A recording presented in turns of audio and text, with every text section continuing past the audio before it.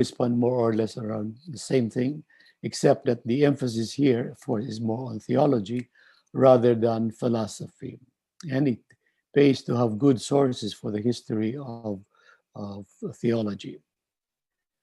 We made mention about biblical theologies, and we went through the New Old Testament and basically situated their kind of theology. We have to put theology in quotations because, practically speaking, it may not be considered theology proper by some people, especially those who are more rationalistic in their approach.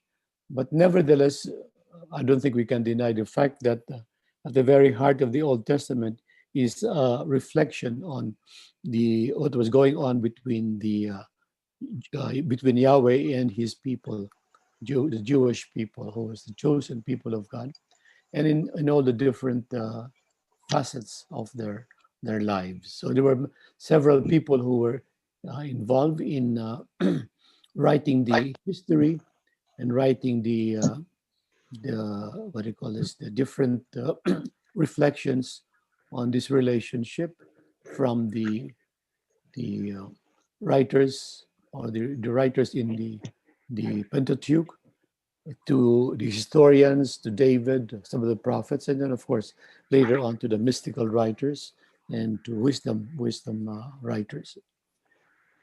So basically, at around this time, theology would consist in that reflection, a very general reflection on the relationship between Yahweh and His people, basically covering something about their history, something about the mysterious presence of God, of Yahweh, and of course, what they are aiming at, which is basically liberation and freedom.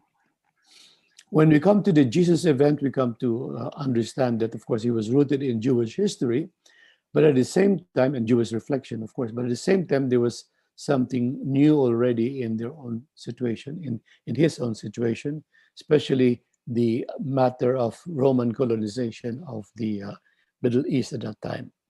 And their expectation of the Messiah was what you call reflected on, but it was what you call is perceived in different ways. There were some who were expecting a more warrior-like of a Messiah, a real liberator in the sense of a political and maybe what do you call it? It's against the enemies. But there are others who were expecting him in less warrior-like or kingly-like. Of course, they were expecting maybe somebody who would lead them into the right salvation. At the center of this event was the temple, and I can say that it was Jesus who recognized that at that time, reflection on God was centered around the temple. But he was also very clear that that our reflection on the relationship between Yahweh and His people doesn't have to be limited to what's going on in the temple. It can be what do you call this going on. It could be going on in other places, such as in the ordinary lives of people. And of course, Jesus was the number one person who explained to us what the kingdom of God is like. In general, when we speak of theology, as far as Jesus was concerned, it was basically a proclamation of the reign of God. So the miracles, the preaching that he had done, and everything that he had done in terms of life witness was a way of giving witness to the coming reign of God. In the New Testament, we were faced with different people who had reflected on that experience, the Jesus event experience, and of course we could count on the apostles to do that. But among them was Paul, who did not really experience personally Jesus, but in a very special way, he had been able to receive a kind of a revelation from Jesus, and it was confirmed, of course, by the other apostles. And the product of the reflection, of course, can be seen in the New Testament books, the 27 books of the New Testament.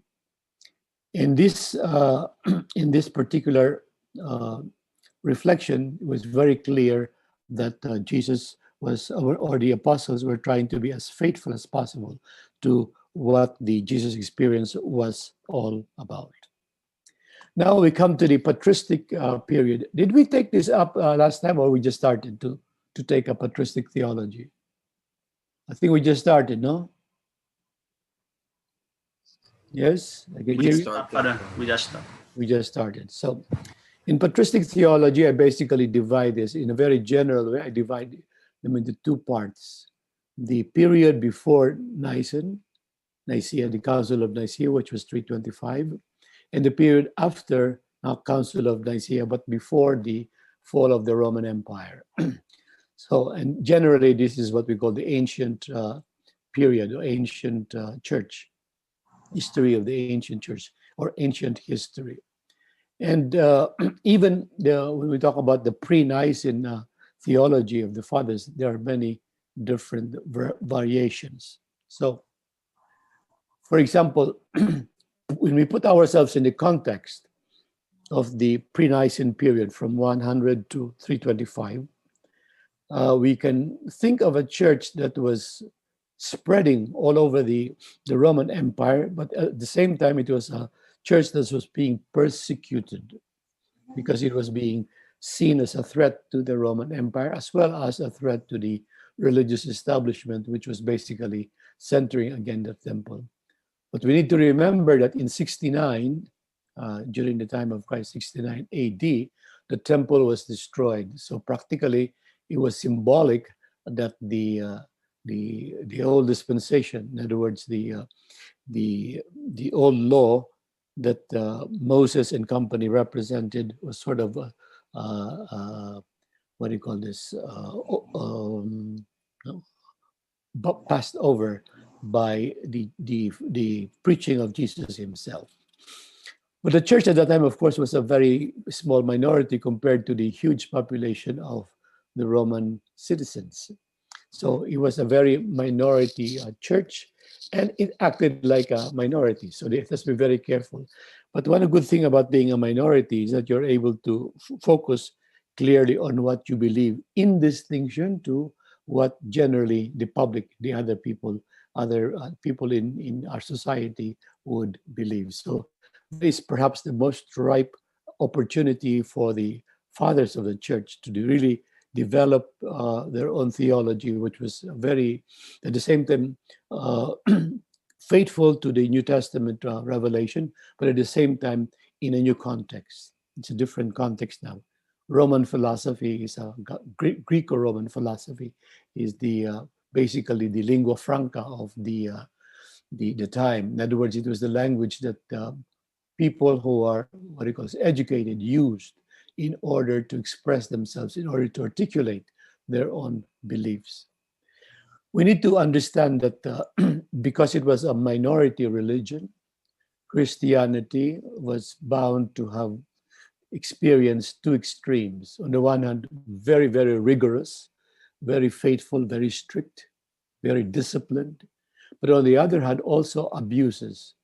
There were some people who were baptized, but who eventually did not continue as a Christian. So they had apostatized, or they became heretics in one way or another, and they had given up on the faith. But at the same time, there was also a group that was so strict that it was always very difficult for anybody to enter the church. You need to be screened very thoroughly. And the reason for the strictness, of course, is that they wanted to make sure that only those people who can be faithful to the message of Jesus will be allowed in the church. So we can understand that. But there also came a time when even when it was a little bit freer to exercise their faith without being persecuted, you know, without the threat of persecution, there were some people who still continued to be very strict. It is worthwhile for us to know that the church basically always moves in the middle, not too strict nor too lax. There was always a room for everybody, but at the same time, as you can see, as I'm sure if you will be, as you study church history, the prevailing attitude of the church during this time was, let's not be too strict, because being too strict may just be something that is a little bit strange from the way of Jesus. After all, Jesus was a compassionate preacher, a compassionate teacher. So he would probably allow other people. Along the way, they had to deal with Gnosticism, Donatism. These are what they call this different philosophical attitudes or philosophical movements that seem to that attempted to give answer to the questions, the basic questions, human questions of people. For example, Gnosticism, they were talking basically about how do we how do we really attain, let's say, wisdom, or how do we attain the best humanity that we can have. According to Gnosticism, it is through knowledge that is not necessarily something that you acquire, but knowledge that you inherit or is given to you by a God, by somebody. Now, if you have that kind of a wisdom, then you can be considered to be saved, to be a leader, or to be someone who has fulfilled his humanity. On the other hand, this was Donatism. Of course, we will see this a little bit later on with what do you call this, with Augustine. But Donatism basically was the one that said that we do not really need God in order to save ourselves. We just need willpower. Willpower. We can save ourselves. If God saves us, fine and good. But it is us who save us. And of course, that became, of course, a heresy for the early Christians, because that would not be consistent with what Jesus himself had preached. Among the theologians, what we would call the apostolic fathers or the fathers of the church, we basically divide them into two groups. Those who are from the East, they speak or they write in Greek, and those from the West, they speak and write in Latin. What is the dividing line? Basically, if you are the part of Greece going towards the East, the Middle East, that would be the eastern part of the Roman Empire. And from Greece going towards West to Italy and then to Europe, that would be the West. So very clear distinction in terms of the language that they used. So it's very important for us to understand that Latin was not the only official language in the church. Greek was also official language in the church, and that is why you have to study what they call this Latin and Greek, at least very basic of Latin and very basic Greek, because if you want to go into the reading of the fathers of the church, it's good to be able to go all the way to the original Greek and the original Latin. Now, Clement of Rome was a successor of Peter, but he was one of those popes, early popes, who had exercised leadership in the Christian community. Most of these early leaders, early popes, basically wrote letters. You remember that Paul had written letters, and some of the apostles had also written letters. So their way of teaching was through letters. So Clement of Rome did the same thing, and there were other people. Among the early people who really could be considered as one of the earliest theologians, aside from what we would call the New Testament theologians, would be Ignatius of Antioch. And Ignatius of Antioch was basically a person, or he was a bishop, of course. But Ignatius of Antioch basically realized that they needed to have a kind of a center, a center, a central figure, who would take the place of Peter. So Paul was a great apostle, but the actual leader of the church was Peter, especially the leader of the apostles. And he was recognized as such even by Paul himself. But of course, um, at that time, when you talk about the Pope, it's not the same as talking about the Pope now. When we talk about the Pope at that time, he was simply one of the leader. It was simply the leader of the church in Rome at that time. So, but eventually, through the years and through the centuries, the position of the Pope would become a bit more important than the rest of than the early years of Christianity. But probably the more prominent church fathers at this time were what we would call the apologists.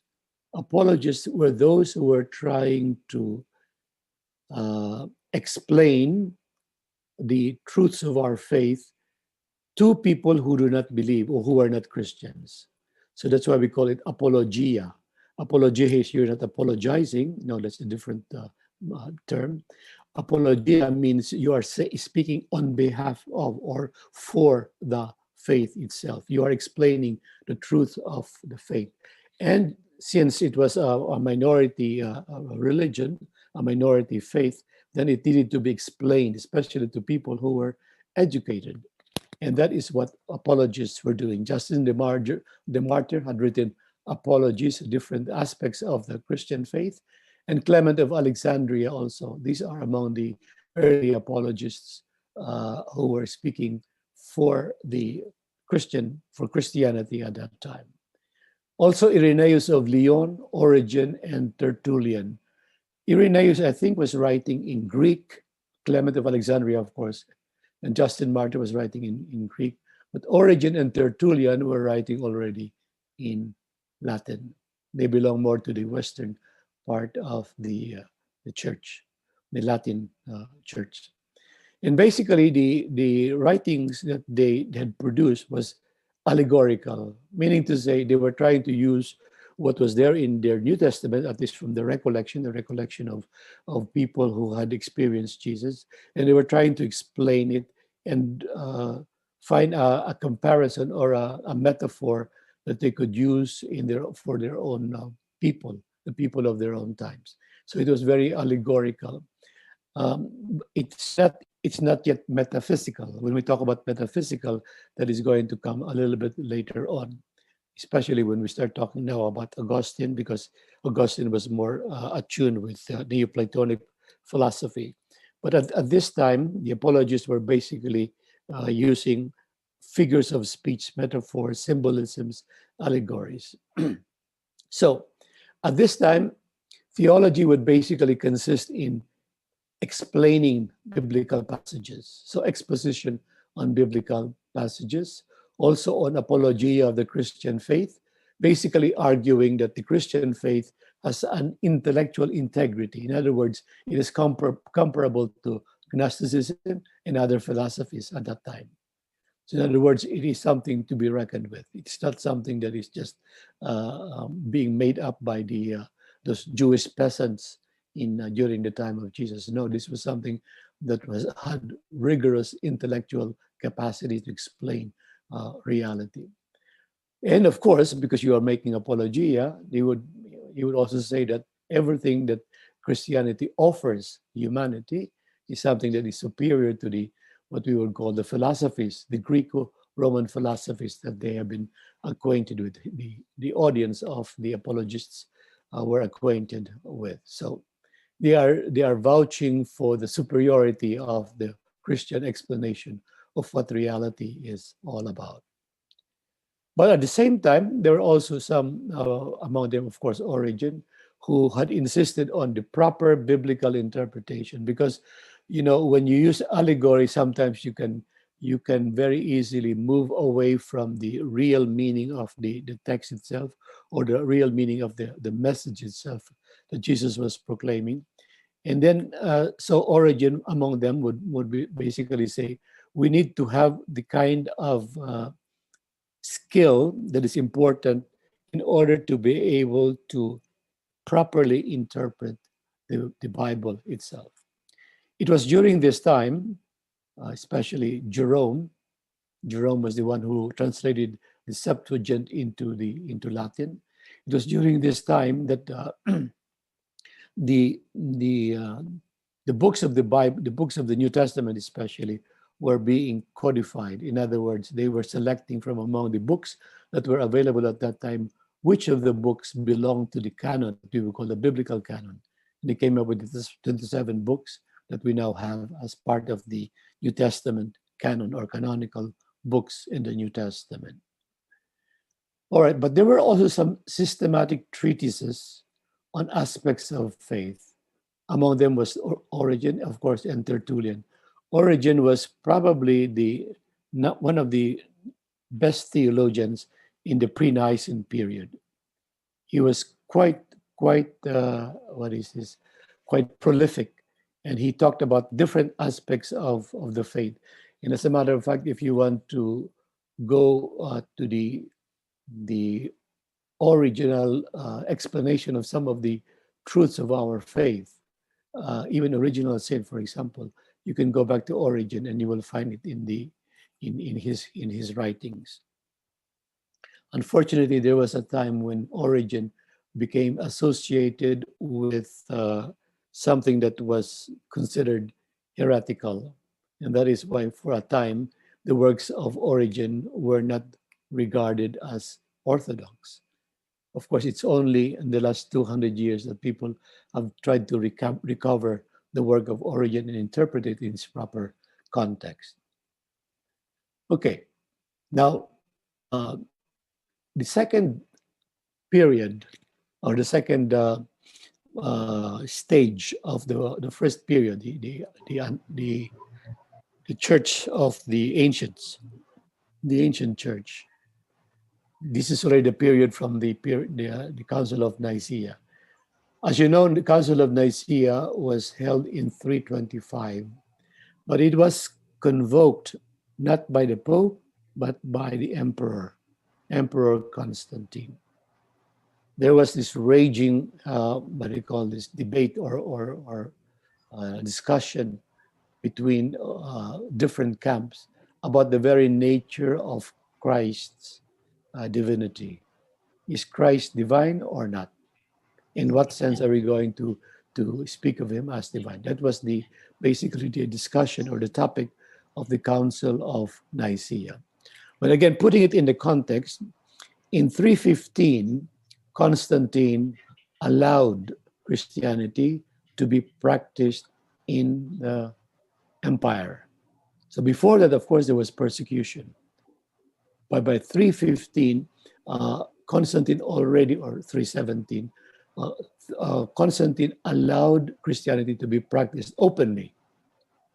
So it is no longer what do you call this, a crime to profess your faith, to declare yourself as a Christian. And eventually, of course, Constantine became a Christian himself, but he became a Christian at deathbed when he was about to die. So still, the emperor was a very powerful. The emperor was practically the head. And now that he has allowed Christianity to become a religion in his empire, he had also a say on what happens in the church.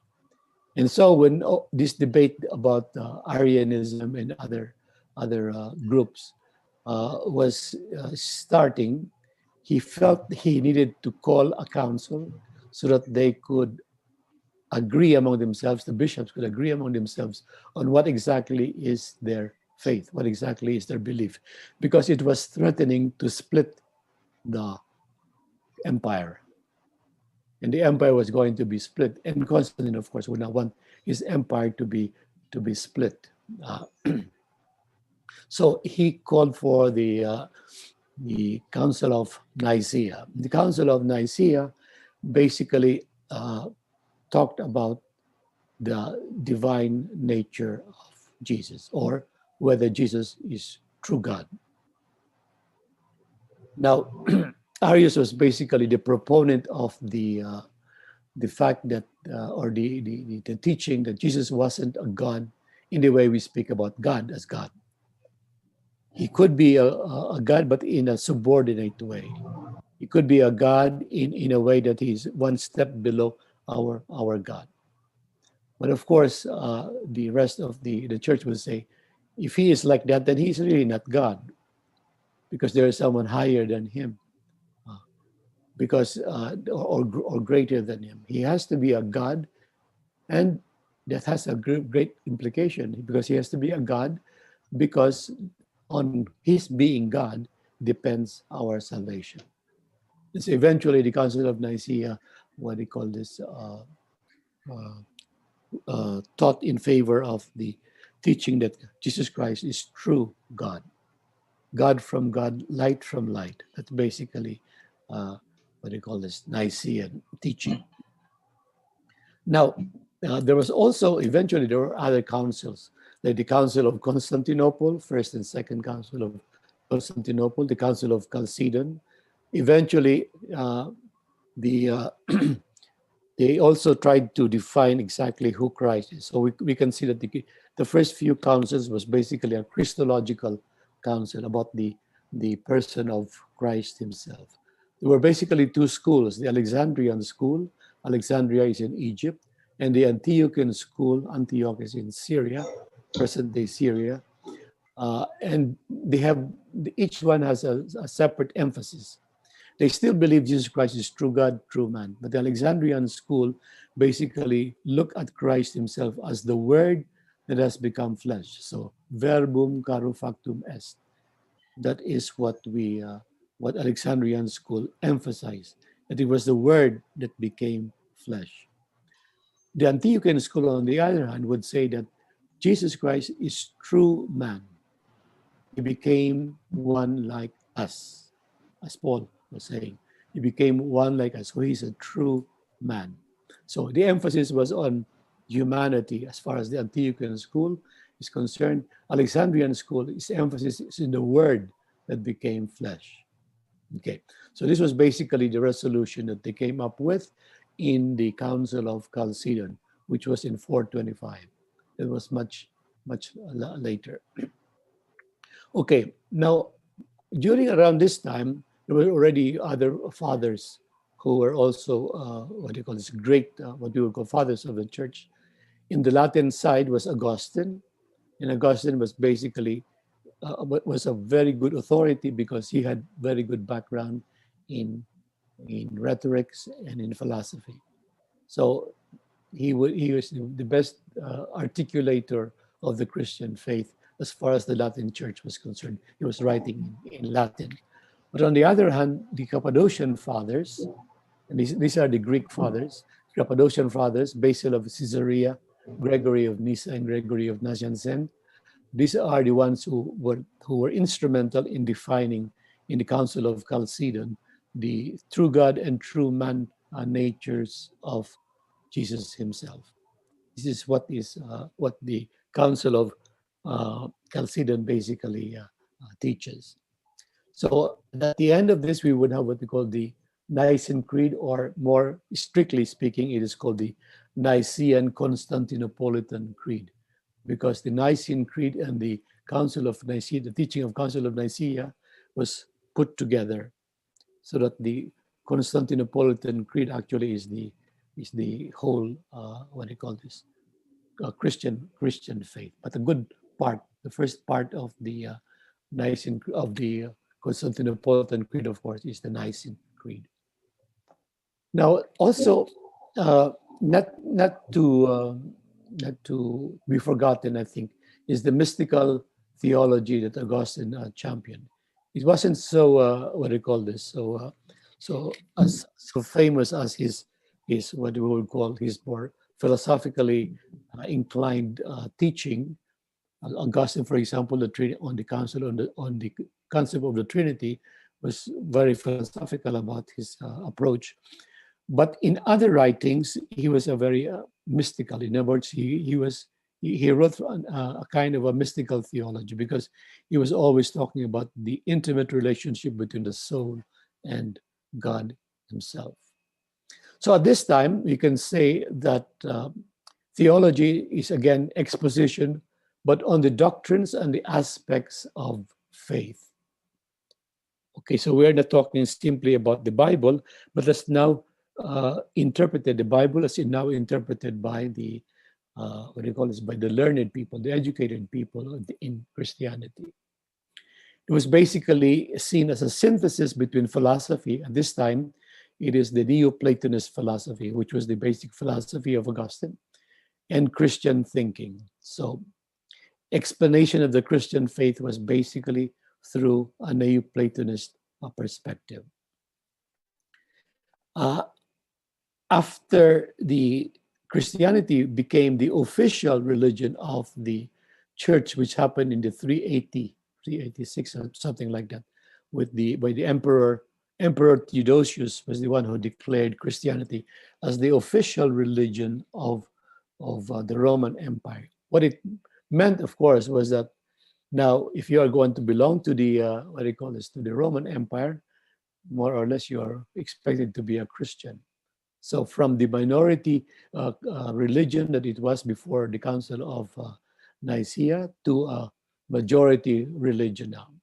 And it has an effect on the kind of theology or the kind of attitude that the church had. It became a bit more triumphalistic because now you are on the side of the emperor. So, in fact, many of the ways and practices of the Roman Empire were Christianized, were made into Christian morality or Christian teaching. Even what we now call the basilical aspect of or way of celebrating the Eucharist, that is something that was taken from the imperial practices, the practices of the Roman Empire. So, by the year, almost the end of the year, the 300s, the Christianity was now enjoying a very, very big support, the support of the majority of the population, but at the same time also taking on so many of the practices of the Roman Empire and making them fit into the Christian ways. So in a way, they were Christianizing this. If you go to Rome, you would find that some of the churches that we consider as Christian churches now, actually in the old times, they were the temples to the Roman gods or to the Greek gods. And when Christianity became the official religion, they were transformed into the basilicas or the cathedrals for Christians. So we that's basically we talk about theology of the fathers. I am going through it very quickly because I know you in your church history class, you will probably be taking this up a little bit more. I'm simply interested on the way they are theologizing. As you can see here, the first part of the fathers of the church was basically biblical exposition. When you come into the time of Augustine, now we are using more philosophy as a way of explaining, as the tool or the medium by which we are explaining Christian doctrines. Now, let's move to medieval theology. Of course, there are many different ways of dividing the medieval period, but I have basically chosen the what I call the early Middle Ages and the high Middle Ages. If you've studied philosophy, you would find that anything before, let's say, Saint Anselm or Saint what do you call this, Albert the Great, would be the early Middle Ages, and after that would be the high Middle Ages. Thomas Aquinas, Bonaventure, and those great theologians. All right. In 410, Rome, the city of Rome, fell. But it doesn't mean it was the end of the Roman Empire. The Roman Empire moved its capital to the east, to Constantinople, the city that was called Constantinople, which is present day Istanbul, which is the present day Istanbul. Okay? That was Constantinople. So when Rome fell, the western part of the Roman Empire fell to the what they call the barbarians, but the eastern part continued to be under the successors of Constantine, the children of Constantine and grandchildren of Constantine. So what happened in the Western Church, of course, was the period of the fall and the decay of Roman civilization. It was only revived in the 600s, and it was revived through the king called Charlemagne or Charles the Great, was basically who came from the what do you call it, the Northern European part, not from Italy. But he basically was the one who brought about the renewal and revival of education, of other things. But it was a very slow process. Remember when Rome fell, the barbarians came and practically they ransacked Rome and reduced it practically to something that is not worth living in. Eventually, of course, he was able to revive, and it was resurrected, of course, by Charlemagne, by Charles the Great, and the what do you call this? The succeeding emperors. And by that time, they were now called the Holy Roman Emperors. But the Roman Empire at that time would expand. But it's no longer the Roman Empire of the first 100 to 200 years of Christianity. No, it's already something quite different, much more extensive, going now to France, to Spain, to Germany, and even later on to Great Britain and to Ireland, and much later to the Slavic countries. Now, in the revival, I would say in the 700s and the 800s, what became the centers for education were the monastic schools. So the monks were the ones who revived basically spirituality that was there at the towards the end of the Roman Empire, in the West, and they were the ones who kept the tradition. Saint Benedict and company, they were the ones who revived the tradition. But their centers were the monasteries. The monasteries were the places where you would want to get education, because the people who are there are educated. They pray, of course. They're very spiritual, but they also are very good educators. And so eventually the monastic schools became centers of learning. And this is where you would find at the beginning of the Middle Ages the growth from the monastic schools, later on to colleges and to universities. But there was also what we would call the first missionary expansion. Well, not really first, because Paul had also missionary expansion from Palestine all the way to the other parts of the Roman Empire. So at this time, the expansion was from Rome, or from Italy, basically towards the north and towards the upper northeast section of Europe. So Germany, all of this place, Poland. Poland was a little bit later, but all of that area was being Christianized. Okay. Now, the Byzantine Empire, this is the Roman Empire in Constantinople. The Byzantine Empire was holding on strong. What did the theologians do at around this time? They were also following the fathers of the church. They were making commentaries on the Bible and the fathers of the church. So some of those books were very rare. So they're only available perhaps in some monasteries. Some monasteries would have copies of those writings, and they would keep them. So it's very limited. They hardly have what we would call a library at this time. Only the monasteries would have some form of library. So even the Bible was not something that was what they call it, that was shared by everybody. But in the what we would call theology proper, the theologians or the theology writers at that time was able to have access to some of the books of the fathers of the church. And so what they did was to comment on the scriptures, as well as to make a commentary on the explanation of the fathers of the church. So there were some excerpts, or there were some what we would call the sentences from the scriptures and from the fathers of the church. What we mean by sentences, of course, are quotations. These are quotations or teachings, excerpts, lines. And they are the ones that are transmitted from one generation to another generation of monks, and also, of course, of eventually of teachers and teachers and professors. So the early medieval theology was basically, this is in the West, was more rational. That,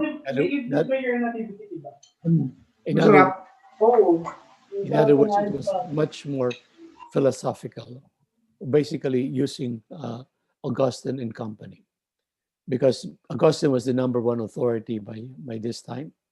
But in the East, Byzantine theology emphasized a bit more on the mystical part. And that is generally the distinction between the West and the East. The West would be more rational, and the East would be more mystical or spiritual. So we have among the early medieval theologians, Maximus the Confessor, John Damascene, or John who was from Damascus, who was also, interestingly enough, basically Neoplatonic or Platonic, but also had a little bit made use of Aristotle in some parts, not completely yet, because John Damascene, that I mean, Aristotelian philosophy doesn't really come, what do you call this, until almost in the High Middle Ages. And there was also the works of who is called the person called Pseudo Dionysius. Dionysius was writing mostly on biblical theology. When we say biblical, we're really talking about the relationship between the soul and God, and how that is to be explained, how that is to be carried out. And the role of the Holy Spirit is very strong in mystical writing and mystical theology. So, theology at this time, the early Middle Ages, would be considered as interpretation of the fathers of the church as well as the scriptures. So now you have two sources, the scriptures and the fathers of the church commenting on the scriptures. Now this is the what we would call, if you have a textbook in theology at this time, this will be two things. You will have a scriptures and you have the fathers of the church. And you write maybe a commentary on that or an application of it or a practical application of it in your own lives. But there was basically an emphasis on apophatic, basically negative theology, and the way to theosis or deification. Apophatic, you'll probably see this a little bit later on, basically says that no matter how much you use reason, you can never really explain who God is. Because reason is limited, God is not. So if you can explain God, everything about God by reason alone, then he would not be God. That's basically the idea of apophatic theology, that you can never completely describe or talk about God in a complete way, in an exhaustive way, because God is God.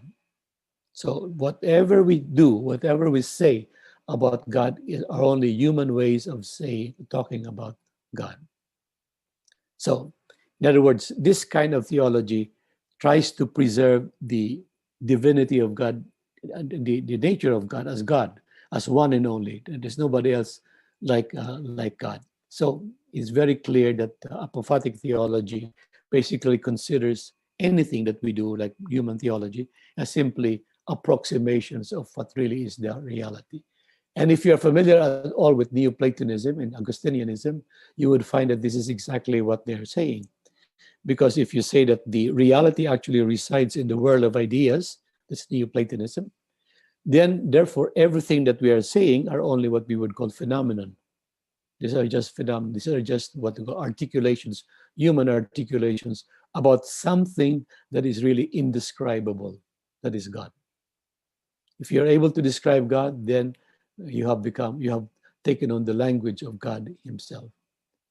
But God will remain God. And so the very most that we can ever do is to talk about God either in a symbolic way, in a metaphorical way, in a, what do you call this, in a, in an allegorical way. But these are all human ways of talking about God. But they also believe that eventually we will be able to understand who God is. But that is not in this world. It doesn't happen completely in this world. It will be in the next world. And so they believe that we human beings are called to become, to go and participate in the life of God himself. This is what we would call theosis, the process of becoming God. Okay, early Middle Ages. Now, what happens in the High Middle Ages? In the High Middle Ages, let's see. In the High Middle Ages, again, the context, the monastic schools have now become what we would call colleges or universities. So now the universities actually got started in maybe 1200s or 1100s, 1200s. The University of Bologna was probably the first university that was ever founded, but it became a university, I think, in the 1100s. So, so the education and intellectual discourse was not just limited to monasteries. It was now brought to the schools, to the colleges and to the universities. And that is why when we talk about the philosophy or the theology around this time, we call them scholastic philosophy or theology because they basically come from the schools. And when we talk about the schools, we're talking about the universities. There are several schools that have what we would call a school of thought. You are well, to apply it to our own context, you're an existentialist, you are a transcendentalist, you're a metaphysician, you're a phenomenologist. Those are different schools. In the Middle Ages, the schools basically were, what do you call this, are the places where you would go. Like Thomas Aquinas was teaching in Paris, the University of Paris. And so it was a school. And before Thomas Aquinas popularized Aristotelianism, it was actually very Platonist because among the teachers, professors in the University of Paris were the Franciscans who were basically following Augustine. And Augustine basically following Platonist or Neoplatonist philosophy. Okay, so the speculative thinking was basically in two camps, Neoplatonism and Aristotelianism. So Neoplatonism following Neoplatonism of the Greek philosophy, as well as its interpretation by Augustine.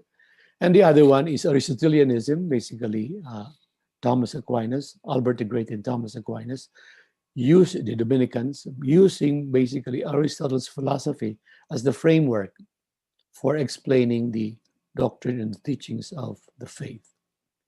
And that is when this is the time when the Franciscans and the Dominicans, the thinkers, were Franciscans and Dominicans. So there was a kind of a fight between the Franciscans and the Dominicans. And you well know that before Thomas Aquinas became popular or became regarded as the angelic doctor, he was condemned by the Franciscans.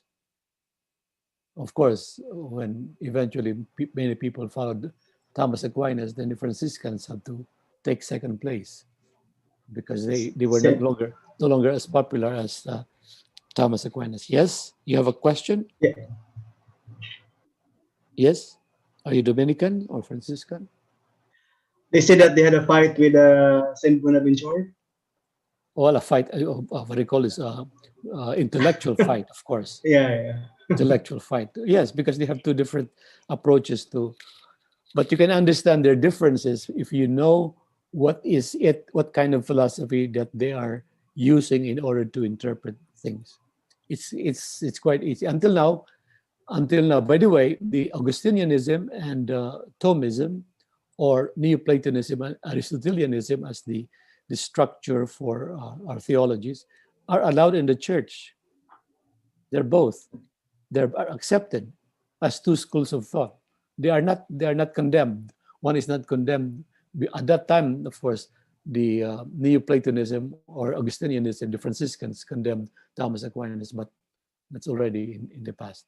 But the church has always maintained the two. They are not going to be what do you call this? They're not going to be. They are not. They're both. They are both what we would call Catholic and Christian theology. Okay. It really all depends on what you emphasize. Among the theologians during this High Middle Ages were Peter Lombard, or the two Peters, Peter Lombard and Peter Abelard. Peter Lombard was one of those who collected all those sentences, remember, those excerpts from the fathers of the church or from the scriptures. When he would be teaching, for example, teaching on the sacraments, he will get some excerpts from the Bible and excerpts from the fathers of the church and line them up. And he would say, this is the teaching of the church in regard to the sacraments. So, but his sources are, of course, the Bible and the teachings of the fathers of the church.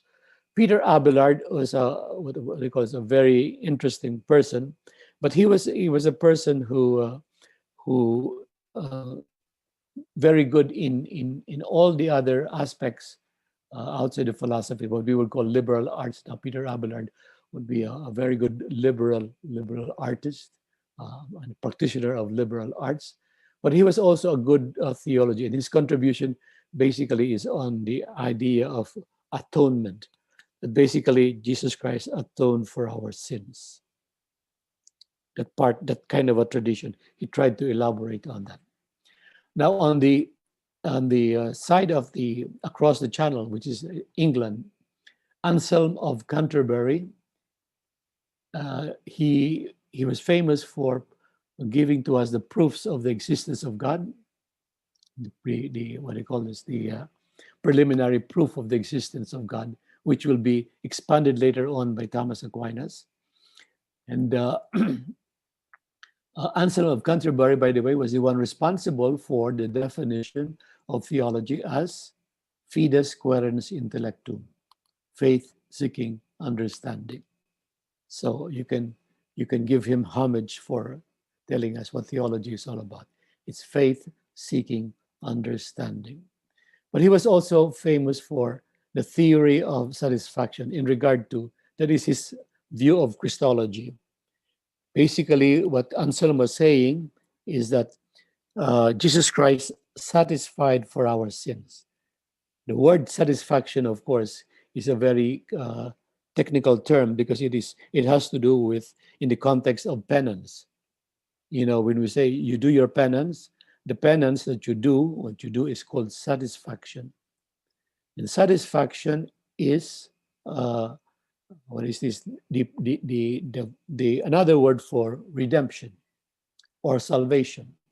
But you are now making when you use the word satisfaction, what you are saying is that I am buying the sinners, the soul of the sinners, and I'm offering myself as a satisfaction for their sins, so that they will be saved, so that the sinners will be saved. I am offering myself.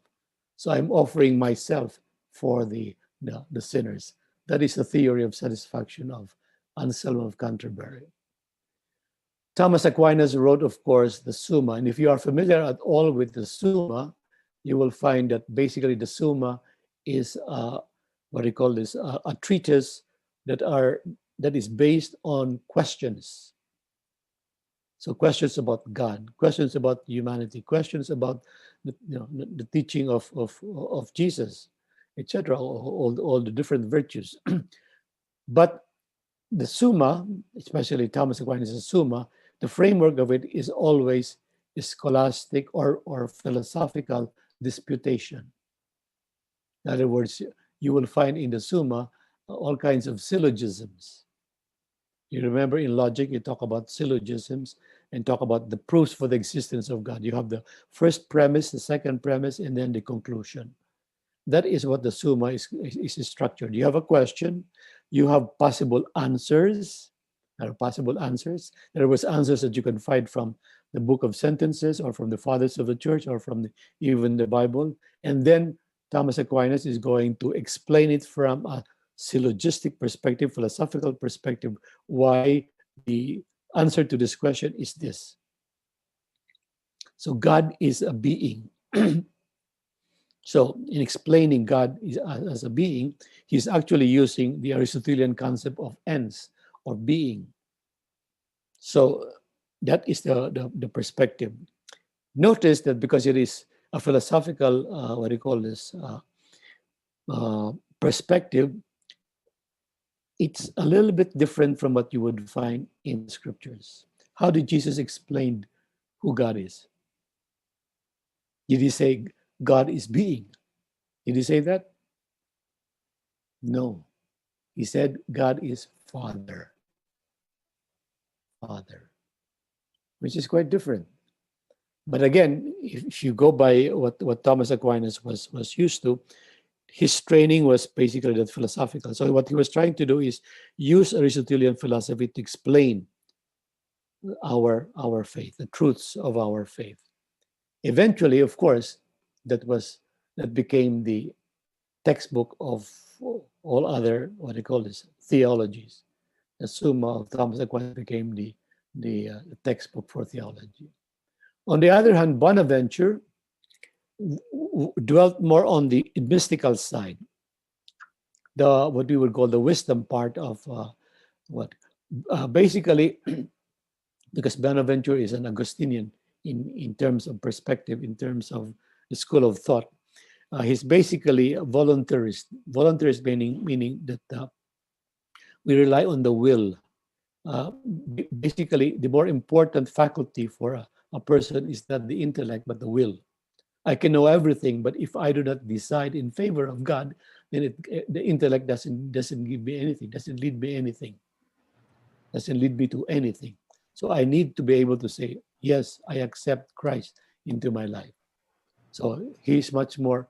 Bonaventure and Augustinians are much more into the what does it mean for me in my own life. Okay. There was another Franciscan who followed Bonaventure, who was Duns Scotus, or Duns, who was from Scotland. He was also voluntarist. Voluntarist, basically, again, emphasizing the, the, the preeminence of the will rather than the intellect.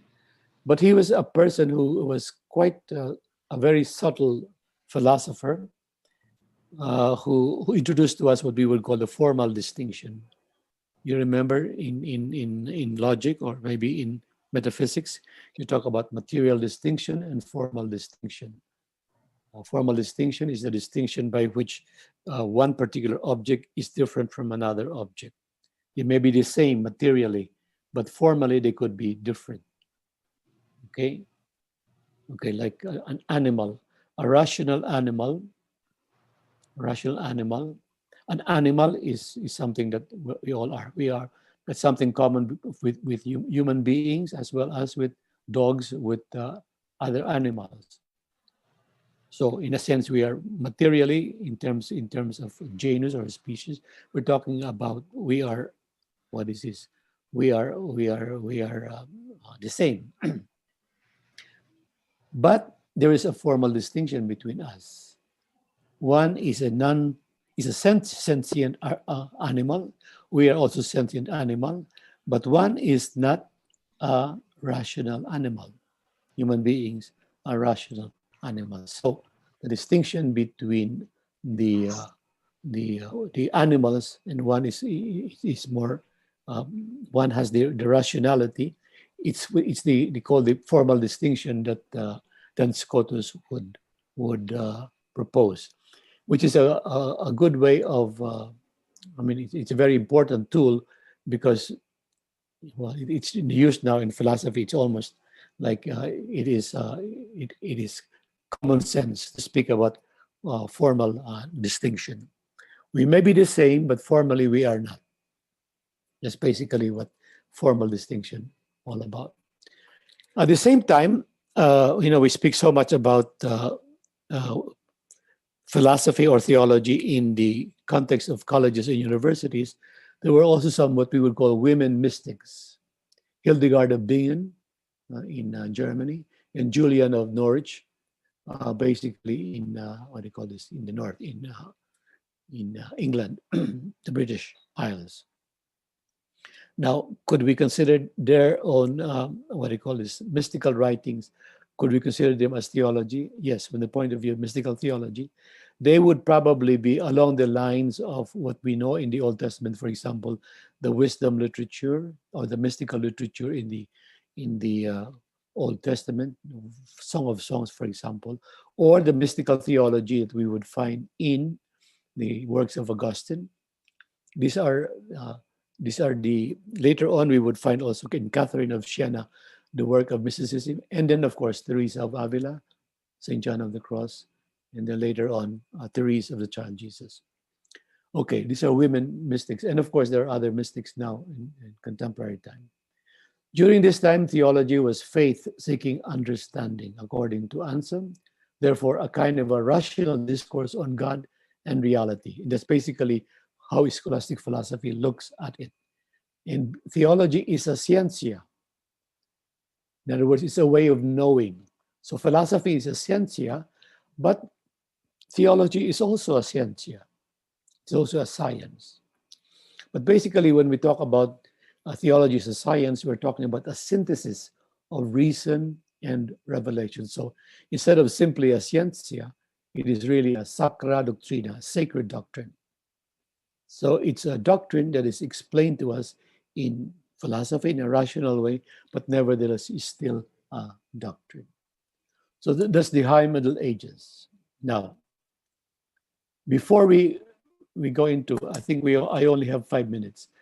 Would you have any questions before I will not I will just uh, continue, what do you call this,